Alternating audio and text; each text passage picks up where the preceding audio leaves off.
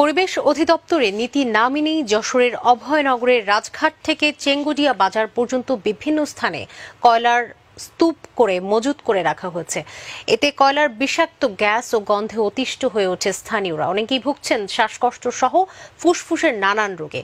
প্রতিনিধি শরীফুল ইসলামের প্রতিবেদন, জানাচ্ছেন মোবালিক করিম।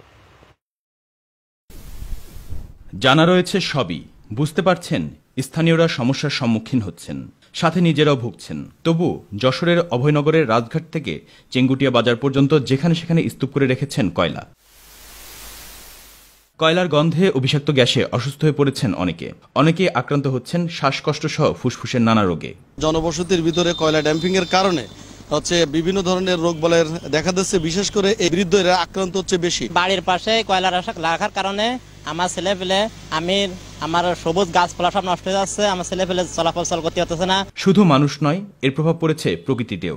কয়লার যে দূষণ, এই কয়লার দূষণের কারণে আমাদের এলাকার সমস্ত সবুজ আলাপ, যে সবুজ গাছপালা, সবুজের যে সমাহার, সমগ্রগুলো ধ্বংসের পথে চলে যাচ্ছে। যশোরের নোয়াপাড়া বাজারে কয়লা ব্যবসায়ী সমিতির সভাপতি জানালেন, কয়লা মজুদের কোনো নির্দিষ্ট স্থান না থাকার কথা।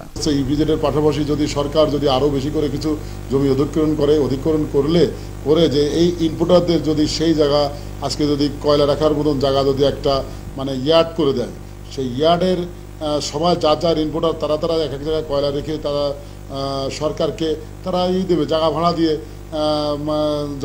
কয়লা রাখবে। ফাঁকা জায়গায় রাখলে আমার মনে হয় অভয়নগরের জনগণের ভালো হবে। আর উপজেলা চেয়ারম্যান জানালেন এনে নিজের অবস্থান।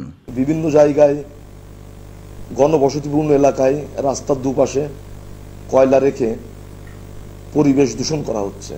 পরিবেশ অধিদপ্তরের নীতি থাকলেও মানা হচ্ছে না কোনো নিয়ম। এ নিয়ে অভয়নগর উপজেলা নির্বাহী কর্মকর্তা নাজমুল হোসেন খানের সাথে কথা বলতে চাইলে ক্যামেরার সামনে কথা বলতে অস্বীকৃতি জানান। মোবালিক করিম, মাই টিভি নিউজ।